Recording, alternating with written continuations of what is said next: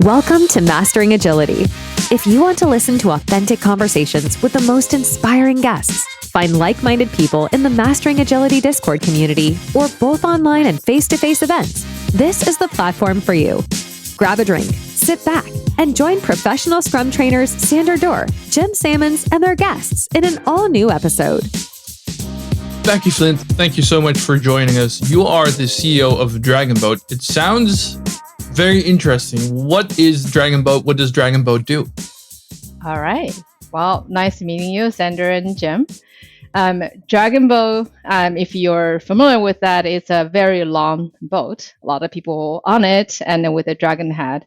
And that was a race boat where people will be there working as a team and obviously compete who goes faster. It's a little bit like a rowing, but it's an ancient format of that is still being practiced in a lot of places. And in San Francisco, for example, there's an annual Dragonboat festival, competition race near the lake in San Francisco. So why Dragonboat? As you can imagine, Dragonboat is about everyone rolling in the same direction, no matter what type of the roles you're in, because on a Dragonboat team, there are different roles. You go in, you play different roles, there are different responsibilities, you contribute to the team in a different way, but everyone's still rolling in the same direction, and being able to move around, adjust, and so forth. And that's exactly what Dragonboat is doing, because we are a platform for product organizations. There are many roles in the product organization, from executives, product managers, product operations, the program managers, the engineering, and business marketing, go-to-market team, operations.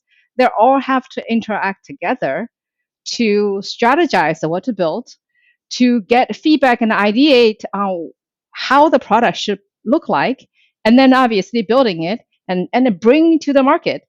And don't forget, capture the value from the customer, then to say, well, did it work or not? Did it drive customer value or did it drive business value? And then you go back again to kind of iterate on that.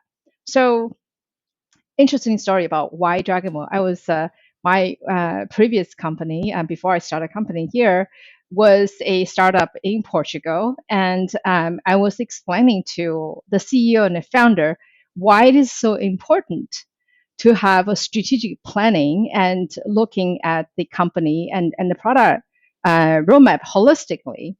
I was explaining to him about when you started in a smaller company, it's like everyone on a kayak. Maybe you're not very good at swim. You have a little circle around you, and maybe you're like a stand-up paddleboard. Like everyone has a thing. You just go, right? So you can go forward with a small team. Everyone does the way they do it.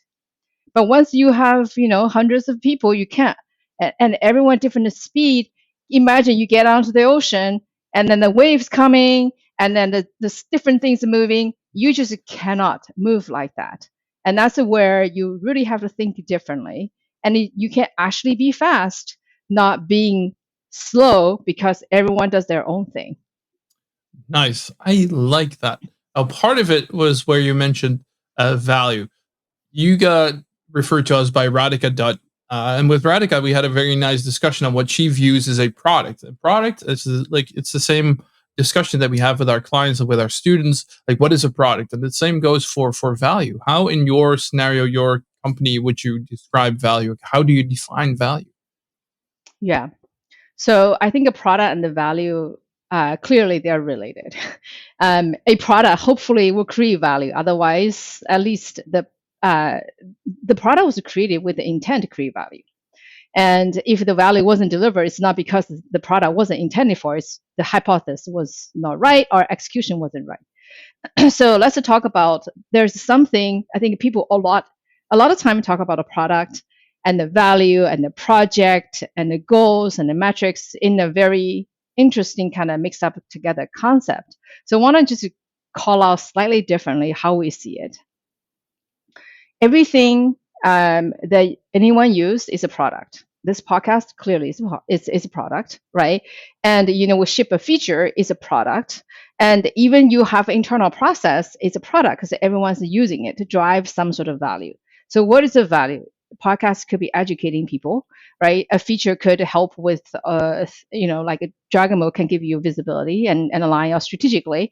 And if it's a process, the value is for people to have a somewhat repeatable and expectable way to interact, and you not create confusions and issues overall, right? So a lot of things can be considered as a product as long as people using it, and that product has to tie to people, and then also people can get some benefit from it. Benefit tend to be either you create some positive impact, or you reduce some of the friction, or combination of that, right? So if you use a financial commercial term, will be either you drive revenue or reduce cost in some ways, right? Every single product does something like that. So that's the value that we think about. It is sort of the general term. Now let's also think about the value. It's also a balanced value, meaning the user should get value. If the user don't get value, obviously it's not great. So you have to figure out what value users are getting. But as an organization or company, they also have to get value. Otherwise, you're not able to sustain. And that has to be balanced. So if you build a wonderful product people love, but they're not willing to pay, not ready to pay, or you're not able to find the things that people can pay, then the business is not going to sustain.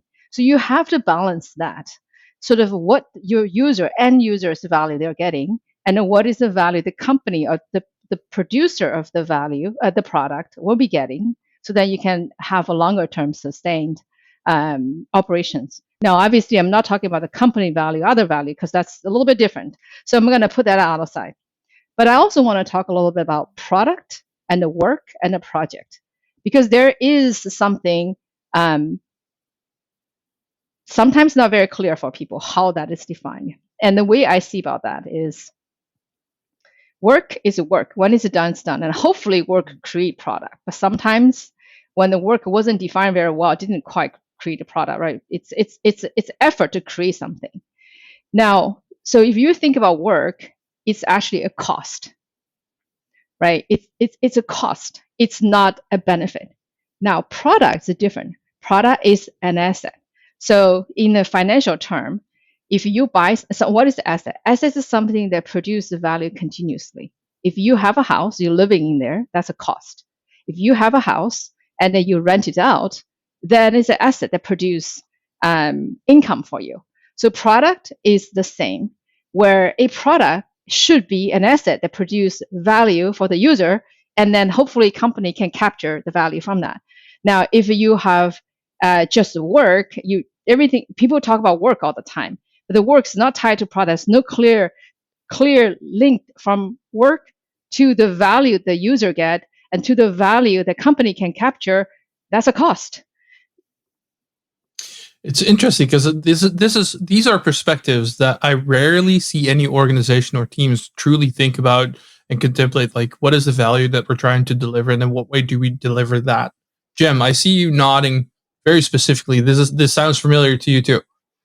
I mean, this is all day or most days of the week for me is conversations like this. And one immediate question, and we started to ask Radhika this right at the end of our chat, which is, so I think most of my clients get what you're saying when it comes to assets and costs and value for the obvious products, right? The things that they can see that are assets or that they make money with.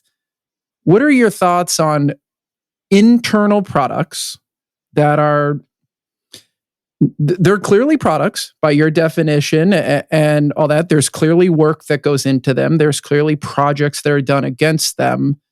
But I find it really difficult for a lot of internal facing products to be seen the same and measuring the business value, because a lot of times it's on cost avoidance instead of, revenue generation or sales. Does your answer change in any material way given the type of product? I think in principle, it won't change, but in different use cases, you have to use different way to measure it. So let's using this example. Actually, I want to go back a minute. You asked what is a Dragonboat. I kind of display Dragonboat as an actual Dragonboat. I didn't describe what Dragonboat as a company is. So I will use this opportunity to kind of also lead to it. So Dragonboat is a platform for product organizations to run their end-to-end product operations. Now, it's because there are different players on it. There's executives need to define strategy and see where the strategy deployment, investment deployment, and also delivery of value in the product. Then product managers need to be able to build the roadmaps and tie to strategy, have a customer impact, and so forth. So we have a suite of product all powered by AI so that can help different roles to do their job better than deliver value better. Now, how is the Dragonboat started? That's related to your question, Jim. Dragonboat was started actually was a it's something 20 some years in the making, right? The reason was because I would say my biggest learning and growth in Korea was at PayPal. I joined it very early, 20 years ago. At that time, PayPal was only in 4 countries, where I was part of the team to help grow, expand PayPal internationally. As in that journey, I realized that product is more than just product managers, engineers. There's a big part of that international launch would include legals, compliance, all these different parts of the business, all the way to marketing and to set up the country office itself, registered to operate in that country, right? So that's what really led to understanding product in a much broader way. That's the first part. Product is very broad. You have to bring not just a software product to the value to the country, and then get customer to use it, and then you can monetize that. Then we can keep the operation of that company, the country stay, right? So that's how PayPal actually operates country to country. You have a certain path to be able to independently operate, not always kind of taking money from the corporate. So that's the first part. The second part also, we understand that when we experience this, as we go to more countries, we have bigger teams and more products, we came to a halt. We can't really operate anymore. There's a lot of dependencies. There's very competing goals. So this country wants this, that country wants that, and our mothership eBay wants something else, and then the platform it needs refactoring and all that stuff. So what do we do? So from that, we have to think about the value bigger. So the value and the users, not just this country, is how holistically PayPal as a company overall, which customer and the market we need to focus on right now, and where they need the most help. Maybe this country, US is the biggest market.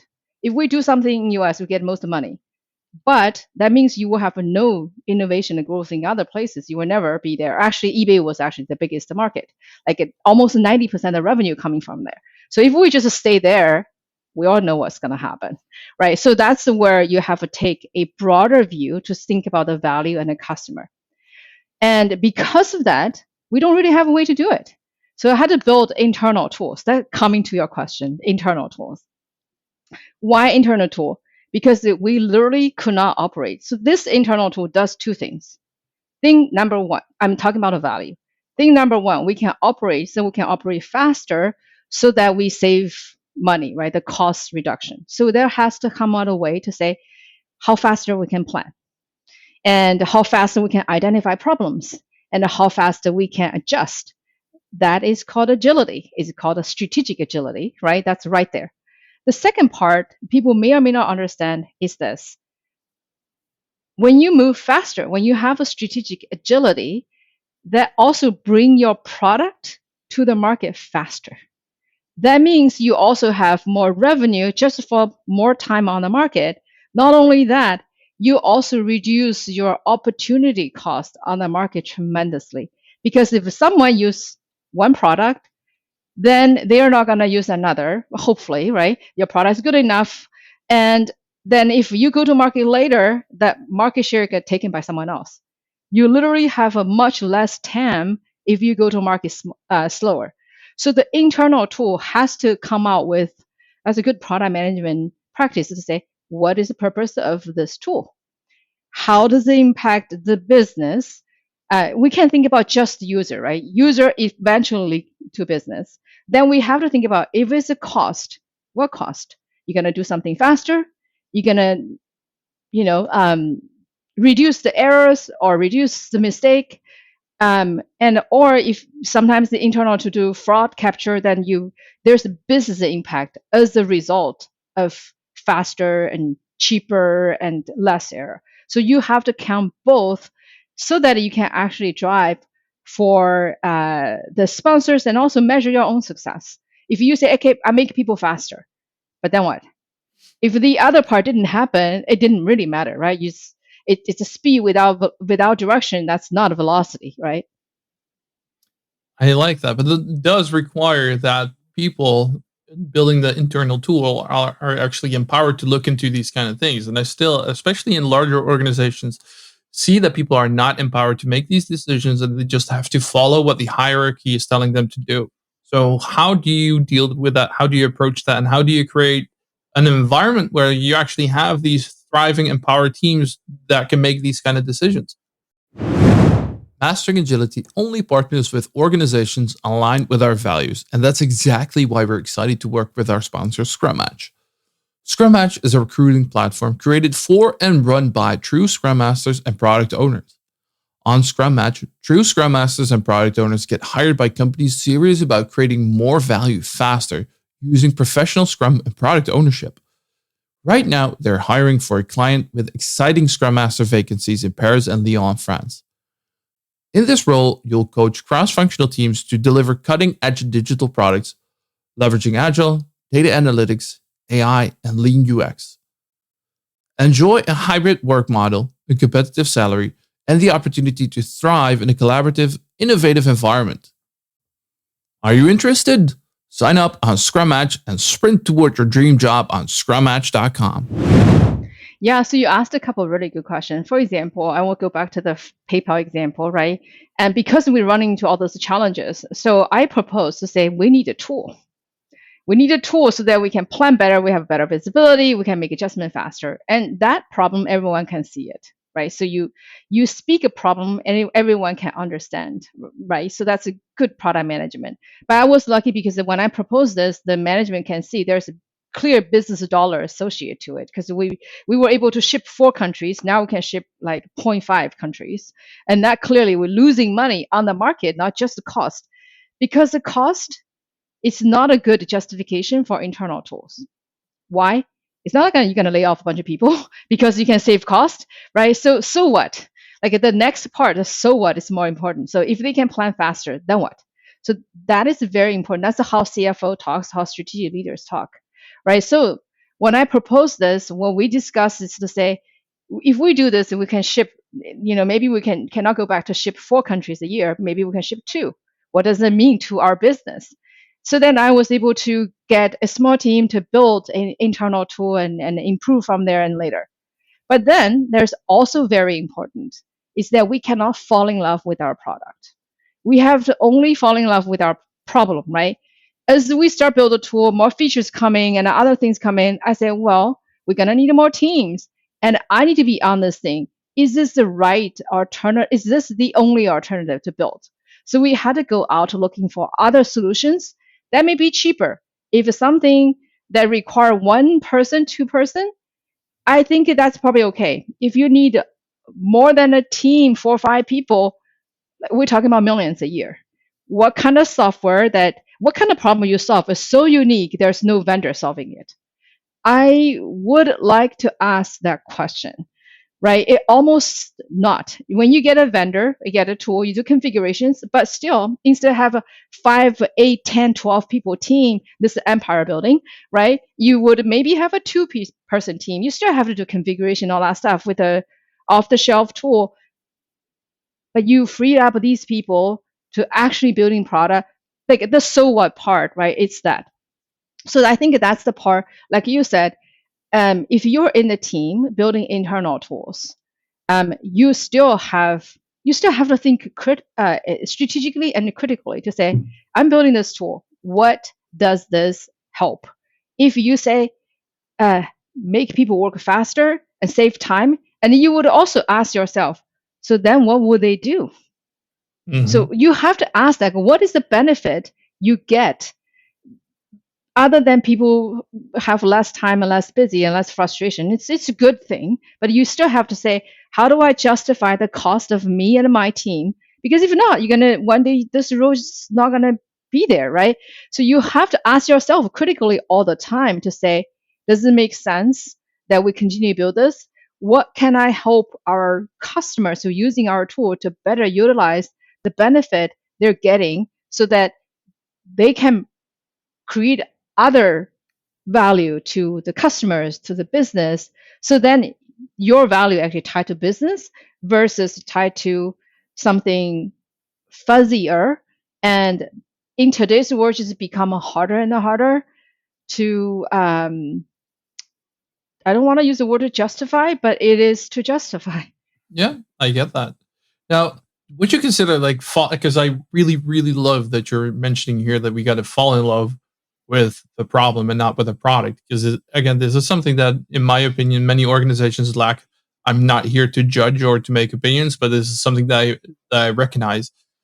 Is this, in your opinion, a necessity, a requirement to have proper strategic agility, that you have a team that falls in love with the problem? Yeah, exactly. Because the problem leads to value. If there's no problem, there's no value. When I say value, it's value for the customer, value for the business. If there's no value for the customer, obviously if you don't create value, there's nothing to capture, right? So that's the second part. But if your customer don't have a problem, then there's no value to create, right? Mhm. So I think that's why we need to sometimes people say fall in love with the customer, and yes, you not that you fall in love with the customer, you follow the customer. You would focus on the segment so that you understand what problems they have, so that you can find a better solution that people are willing to pay than their current alternatives, right? I think I was talking to someone recently, and they asked me to say, why Dragonboat? Why did you start a Dragonboat? What is the problem? Why now? So I explained to them, and in the past, I spent a lot of time too. I know there's a pain. I couldn't really articulate what exactly it's changing, and I realized what is changing is this.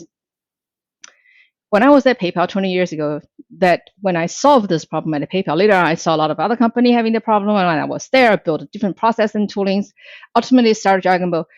Because there's an underlying change, that the rising tide. What is the rising tide? The rising tide is this. There is an old way of managing the company and the team, which is command and control. The smartest people is on the top. They will give you what to do, and the people follow it. There's a giant project plan, a program plan, and people kind of do the task. Mhm. It's a task based because the thinking is at the top. Now we all know this is not going to happen. People at the top don't know everything. You have to have empowered the team, because these people, they actually know what's happening. But then you cannot just let them run the way they run. And that's the chaos. That's what I was talking about. 100 people, someone with the swimming bubbles, someone with a stand-up paddleboard. So imagine that's not going to go anywhere, right? So you have to put them in some place. So the problem we're solving really is, how do you manage or lead or drive strategic direction, which is critical to strategic agility, with an empowered, decentralized team? I like that.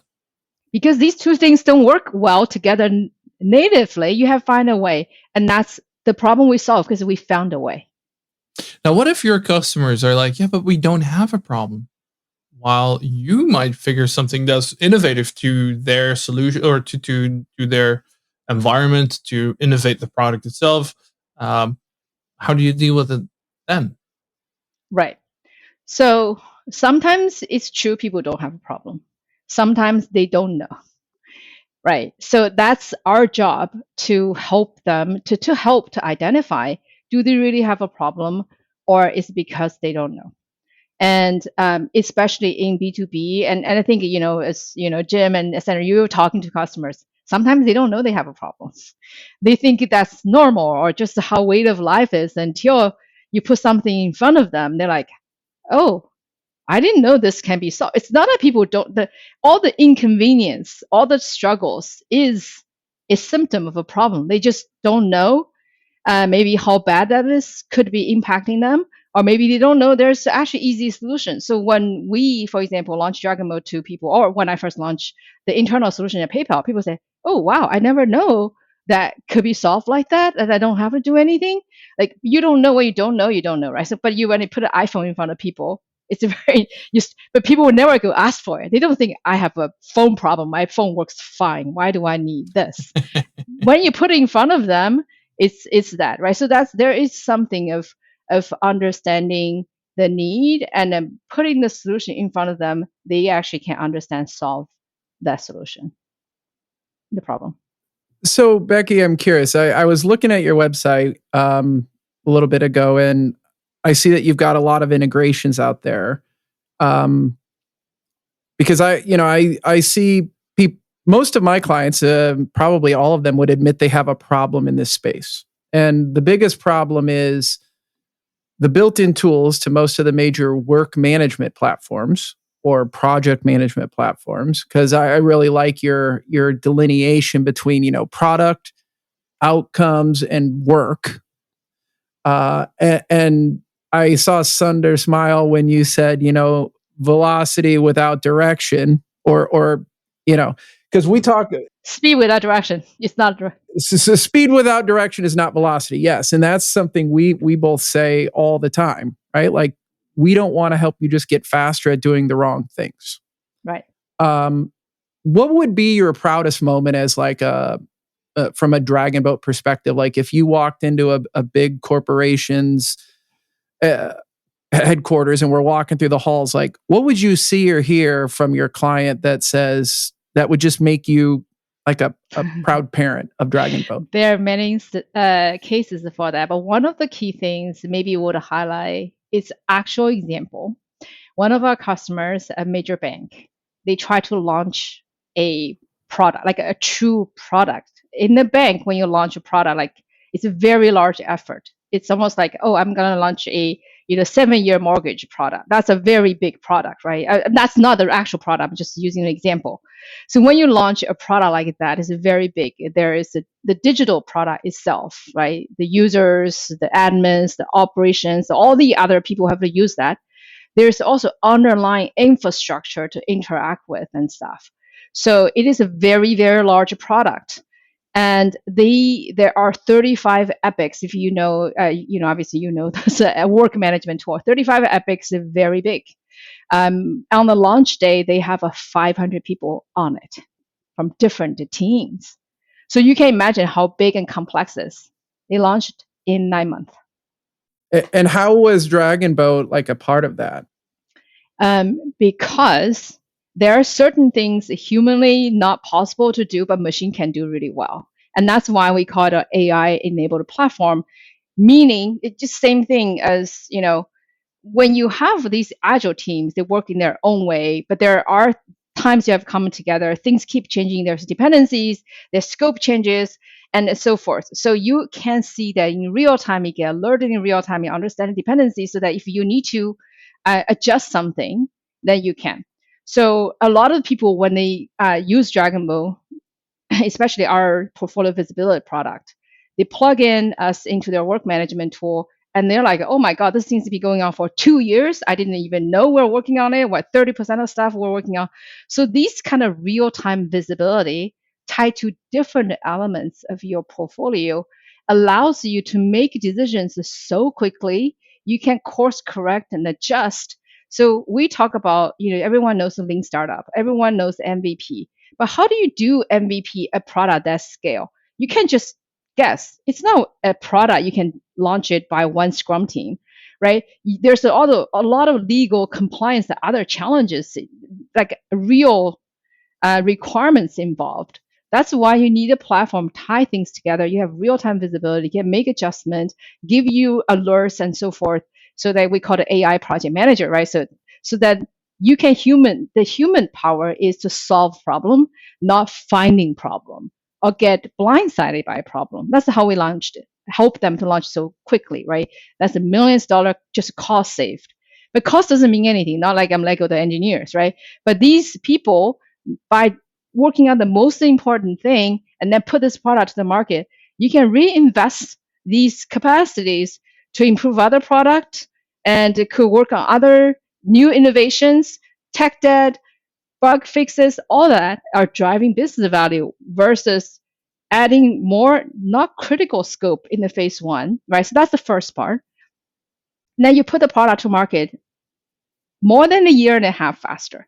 I launched a similar product like that at PayPal like 15 years ago, and it's a much smaller company. It's like a 2 year. That's like more than a year faster. That means you can get market share faster. You can get revenue faster. As a major bank, imagine what that could be.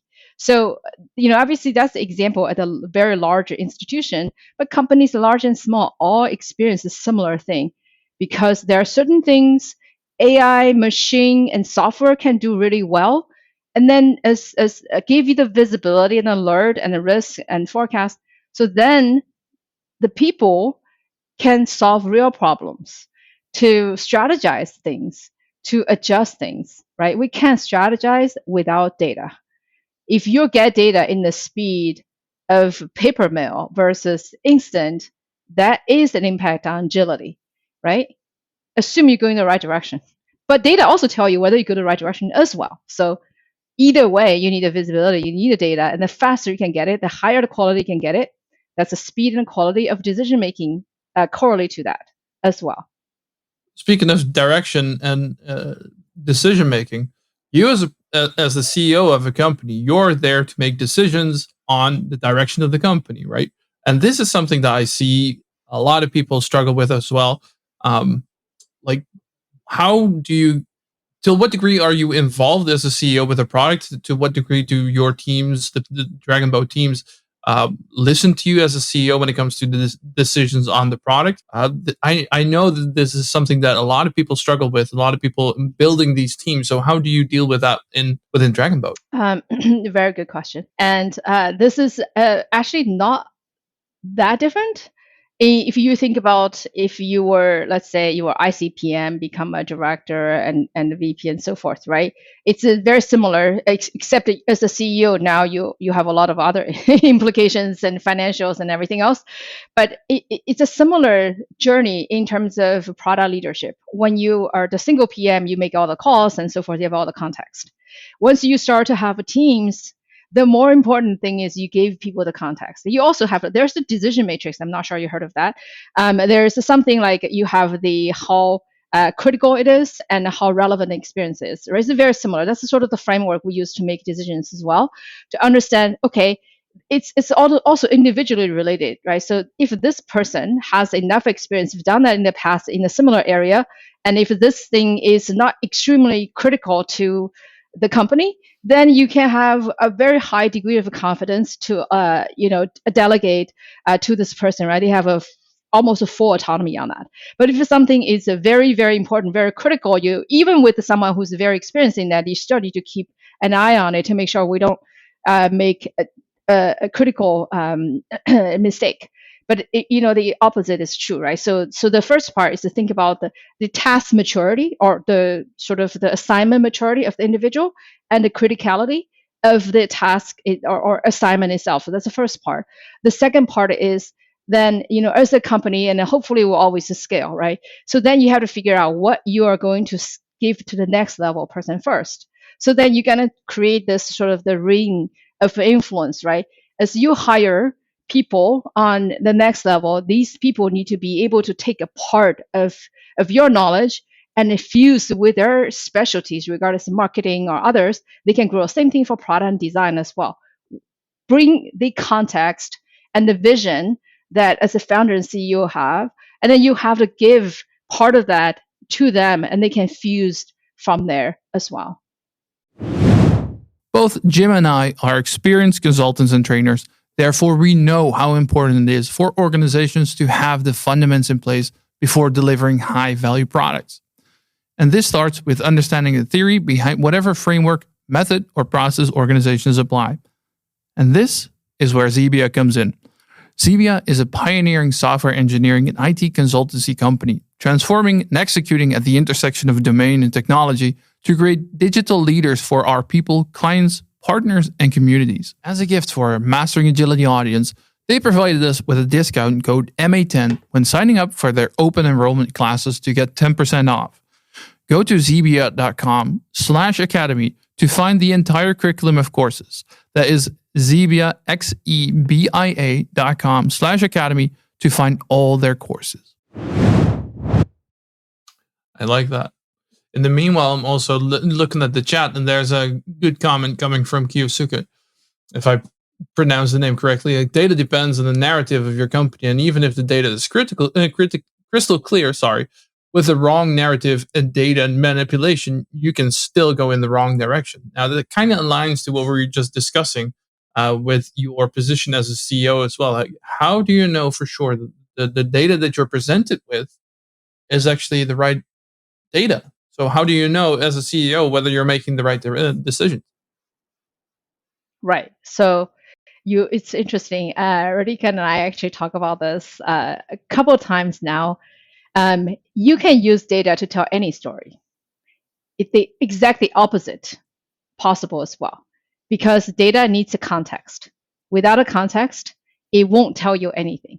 Therefore, the bigger picture of a strategy, where we're going, and also knowing what a set of the metrics or data you are going to use, so that you don't just going to the right direct one way, right? So an example, I think I shared in the past we talked about with Ulrika is this, right?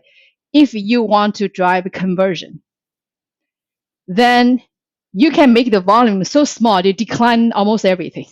You get a one transaction go through really high confidence, you get 100% conversion, but that's not good for the business. So when you think about a conversion, you have to say what is the volume coming through and what is conversion. So these we sometimes call it attention metrics, or sometimes let's using another example: conversion versus fraud decline, right? So when you have, if a team their key metrics is drive a fraud rate to make it really low, again, they're going to auto decline most of the transactions. So then it's not working well with the conversion. So these attention metric, and I have to think, one of the most operationally strong company is PayPal, where the product teams were very, very data driven. And they're also having very mature way to see these, like the relation of the metrics and the tensions, the correlations, so that we actually bring this to a lot of the operation later on throughout other companies, obviously learn more around that as well, is to say, what is the strategic context and what is the context of this data? And then you have to use the data compared to attention. What are the attention metrics? So that you will not say, I amplify this story and hiding the other story, right? So one of the key things of Dragonboat, we have a product called a strategic visibility, a portfolio visibility. So we actually bringing all the different metrics into our platform, so you actually can see them and how they correlate to each other, so that your product and the work and the impact are tied together. I think what you're saying is kind of what I wanted to test an opinion with you. Okay.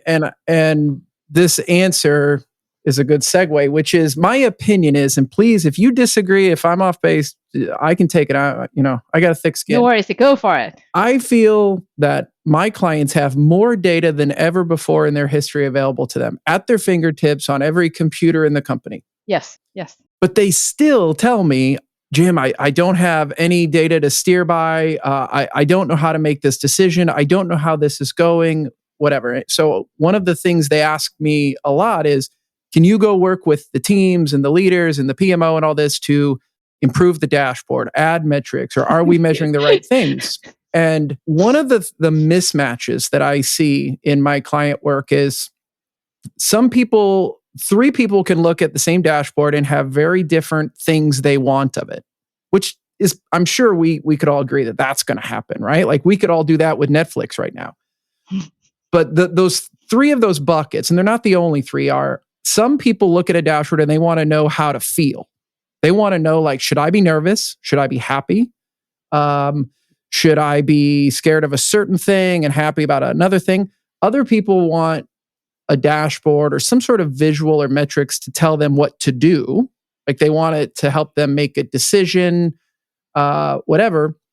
And other ones are maybe serving as like a what I would call an early warning system. Mm-hmm. Like you mentioned tension metrics, and I kind of think that as a systems thinker and somebody who likes to grab markers and go up to whiteboards and play what I call the Warren Buffett game of like, and then what happens? Yeah. Okay, this happens. Okay, and then what happens? And then step back. Mhm. Have you been able at Dragonboat to like meet all of those needs at once somehow, or am I even off base on thinking about those type of buckets? I guess. Yeah. So no. I think you actually brought up something very true. It's not just today. There's definitely, I don't want to use the word data literacy, but there are some contexts the data doesn't provide it to you. And actually, not put in plug in Dragon, but we actually do have something we call a POE, Copilot, Product Operating Excellence Copilot. We do have the context. We understand product and generally various elements of the product. So we will tell you what you should be getting from this data. So it's not just like, here's the data, but what does it tell you? It doesn't tell you enough, right? Then people have to apply their knowledge and how people create this data. But we can tell you what this one's telling you. Should you be worried? Or is something wrong? Or there are conflicts here. Maybe data is not correct. We should look at something else. So that's something we build in our platform so that people actually can, at least have a first cut of that. But I want to just go back to the question. This I've seen a lot in the past. I've done consulting, data consulting, BI consulting in my earlier days career. And what I found out is that sometimes people want a data, they don't really know what to do with it. They just say, I should be looking at a dashboard. So maybe I should get some dashboard. I need to have this. And the two most important things is, like you already said, should I feel about it, early warning, all that stuff. So you should say, I need to achieve this. Then you ask the people to say what kind of dashboards and data I should get, because you should have a goal of we always, like, we're an outcome focused organization. We sell a product to help people to drive outcome. We should always start to say, what are you trying to achieve with this? Then you say, okay, a dashboard is a product. What kind of dashboards and widgets and data I should get that give me that information? So that's the first part. And the second part I think is also important is to question. Either you say what I should do, like if I have this data, I need to be able to do something. If your data just show me information, there's nothing I can act on, then don't even waste your time. Look at this, like a billion statistics and everywhere, right? You're not going to read them. So you have to say, I need to do X, this data, I have to do something about it. And the second part is, I would also say what question I want answer. I need to do this thing, but for me to do this thing, I have to have a hypothesis. So what questions I need to answer so that I can take this thing? Like you said, right? Then what? For you to do that, you have to have a questions. And then you have to have actions when you have an answer. So these two things have to tie together. Otherwise, there's a lot of data out there. Your company data in front of you, it's the same as you see weather data, stock market data. It's all irrelevant until you want to do something about it. Exactly. This is something that we've mentioned over and over on this podcast. Like data itself, having data doesn't add anything. It's how we use it to feed the narrative. Now, speaking of questions, there's another question coming up from the chat. Is Dragonboat using individual performance reviews for your employees? And follow-up question from my side. If so, how do you deal with it? So there are two things I would say. There is sort of HR level of performance review, because obviously tied to your bonuses and job and so forth.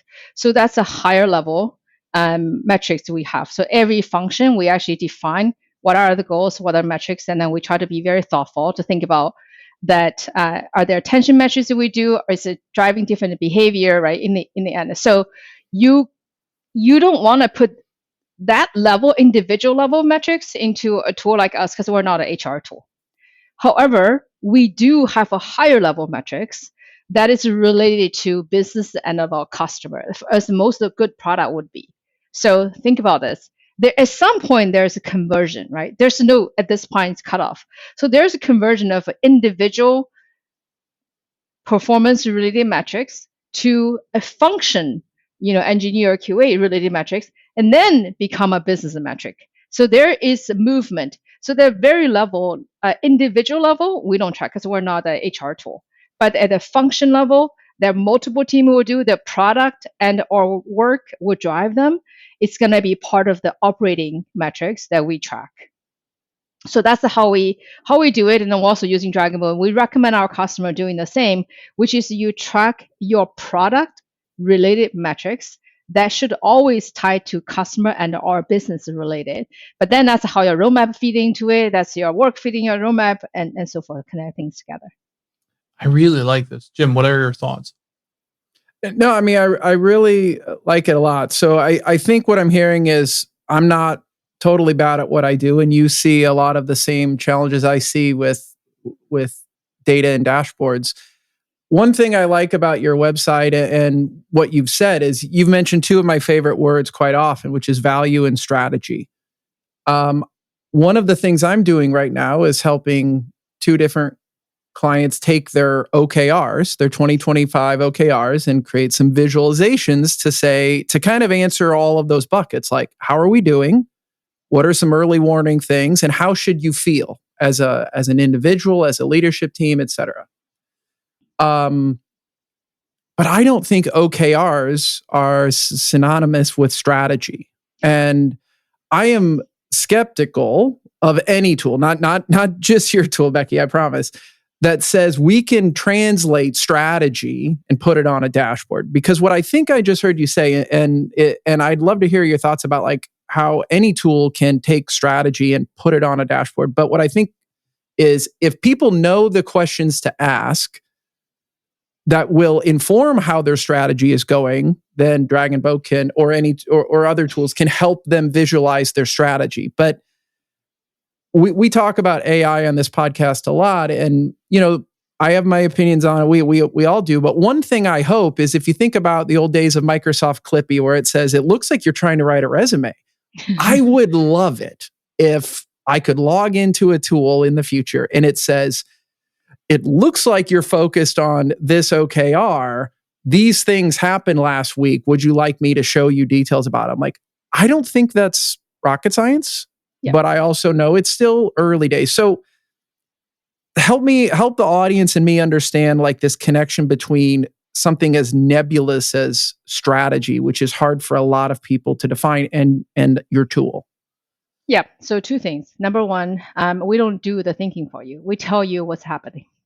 And that's very important, right? So AI cannot think for you. What AI can do is look at the past data and the somewhat pattern recognition, linear regression, or whatnot, right? And then tell you more likely happen. Let's assume past won't change, which is not true. So we don't think for you, but we tell you what is underneath it and it surface that signal out of all the noises, right? The whole reason of a dashboard is to give you a signal out of noise, not creating something that doesn't exist. But there's the important part is the context. So a lot of times I'm just talking about company strategy and product strategy at the higher level. Obviously strategy or strategization happens at any level, but I just talk about company strategy for a while. OKR is not strategy. OKR is how you measure your strategy. Therefore, you can't create good OKR if you don't have a good strategy. Then you create something very silly, right? I mean, if you talk to Radhika, she will have a lot of conversation on that. That's a whole podcast of itself. So don't go too much into that, right? So strategy needs to work based on data, and you have to figure it out. Like there's a lot of figuring out there. And because you have to evaluate different options and figure out where we're going, you take a lot of factors in. And a lot of times we don't do it. You have to do it. You have to get in the room, talk through, think through. But once you defined, it's only on 2 people's head, maybe 5 people's head. What about rest of 5,000, 50,000, 250,000 people? They don't see it. How do they read your head? Then that is supposed to guide everyone, right? And that's where we come into play. You put your strategy on paper, right? Digital paper. So your context is always there. So when you make prioritization decisions, right? When you make a trade-off decisions, it is there. It's not in the other room. We're always joking, right? You have a strategy offsite that's in the other room in another city. And now you expect people to make the right prioritization decisions. What are they based on? They're based on what? And that needs to be in the same room. And that's what we have is give you the connection of a strategy, when the OKR should tie to strategy, right? Otherwise, what is it? And that has to be measured in some way. And then your work, investment, trade-off, all the other stuff, it's always in the same room. That's what we call a single pane. Because the strategic context need to be carried through. Do we think for you on what strategy you should? But we can show you the data, the pattern, the change, the trend. We can say seems to indicate these things, right? We do enough to tell you to say, hey, this goal is at risk, and you are also under invest on your roadmap for that. Meanwhile, you over invest in the other goal, which is doing fabulously well. This is what we do. We tell you that because a lot of times people don't even think that way, right? We have our expert system. We understand your data. We tell you. And the other thing we can tell you is to say, you say this thing is green, but there's no progress for a while. Are you sure it is green? These are the things we do because these are the busy work. Yeah, just one last thing. I know we're almost at time, but I mean, this is a topic that's near and dear to my heart. Is one of the things I talk about, and I like that you said single pane of glass. I use the acronym SPOG a lot. Is I try and help companies go from question to answer faster, right? Like there's a lot of leaders who they can look at a dashboard, and when I say, if this could show you anything to make you feel good or to be an early warning system, what should it show you? And they almost always have a good thing that they would like it to do. And then I say, well, why can't you give that to your data team? They're like, well, I can. And in 4 sprints, I'll have it, which means 8 weeks from now. Now think about in a leader or executive's life, what happens in 8 weeks? So if we can shorten that from 8 to 4, that's huge. If we can shorten it from 4 to 1, even better. But what I like to do is say, oh, you want that question? Hold on, give me 30 seconds. And then we say that, right? That just requires more data ingestion, more mastery, and more skilled practitioners, right? But I think when we can shorten that from, I wish it could tell me this, to, hey, look, it's telling me that, I think that's going to really be a game changer for everybody. And that's actually is us. This is the product that's solving a problem people didn't know that could be solved. Oh, well, you're giving us so many great sound bites today, Becky, but like, we don't do the thinking for you. Oh my God, if I could get that tattooed on my chest, I want to be mindful of time as well. There's one last question because we want to end up with the ChatGPT question of the day. And in this case, it's how do you balance customer feedback with your product vision when they may seem in conflict? All right. So the most important thing for you to say, who is the customer you need to make them successful right now?